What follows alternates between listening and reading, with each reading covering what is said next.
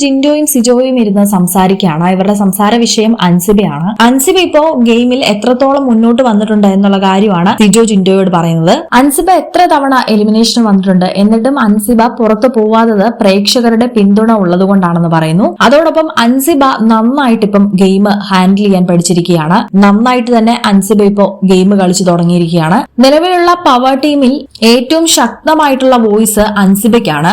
Power ടീമിൽ കയറി വെറുതെ ഇരിക്കാതെ പവർ യൂസ് ചെയ്യുന്ന അൻസിബേനെയാണ് നമുക്കിപ്പോ കാണാൻ സാധിക്കുന്നത് എന്നും സിജോ പറയുന്നുണ്ട്. തനിക്ക് വീട്ടിൽ പോയാൽ കൊള്ളാം എന്ന് പറഞ്ഞിട്ട് പോലും അൻസിബയെ ജനങ്ങൾ വിടാത്തത് അൻസിബയെ ഇഷ്ടപ്പെടുന്ന ഒരുപാട് പേരുള്ളത് കൊണ്ടാണെന്നും സിജോ പറയുന്നു. ഇപ്പൊ നിലവിലുള്ള പവർ ടീമില് റസ്മിനും നോറയും അഭിഷേകും അൻസിബയാണുള്ളത്. സിജോ ജിൻഡോയോട് ഇങ്ങനെയും പറയുന്നുണ്ട്, പവർ ടീം ഇപ്പൊ ഒരു ഡിസിഷൻ എടുക്കുകയാണെങ്കിൽ അതിൽ ഏറ്റവും അവസാനത്തെ വാക്ക് പറയുന്നത് അൻസിബയാണ്.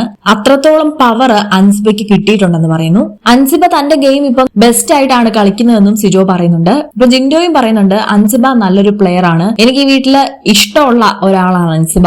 എന്നോട് ഈ വീട്ടിലെ മറ്റുള്ളവരെ അപേക്ഷിച്ച് കുറച്ചെങ്കിലും ഒരു മനുഷ്യത്വം കാണിക്കുന്ന ഒരാളാണ് അൻസിബ എന്ന് പറയുന്നു. അൻസിബ നല്ലൊരു പ്ലെയർ ആണെന്നും ഈ രീതിയിലാണ് അൻസിബ കളിക്കുന്നതെങ്കിൽ മുന്നോട്ട് ഒരുപാട് അൻസിബയ്ക്ക് പോകാൻ പറ്റുമെന്നും സിജോയും ജിൻഡോയും തമ്മിൽ സംസാരിക്കുകയാണ്. പവർ ടീമിലെ നോറയും റസ്മിനും ഒക്കെ ഉണ്ടായിട്ട് പോലും അൻസിബ അവിടെ അൻസിബയുടേതായിട്ടുള്ള ഒരു സ്ഥാനം പിടിച്ചു പറ്റിയിട്ടുണ്ട് എന്നും സിജോ പറയുന്നുണ്ട്. കാറിക്കൂവി സംസാരിക്കുന്നത് മാത്രമല്ല, പയ്യെ സംസാരിച്ചാലും ആൾക്കാർ നമ്മൾ പറയുന്നത് കേൾക്കും എന്ന് തെളിയിച്ച വ്യക്തിയാണ് അൻസിബ.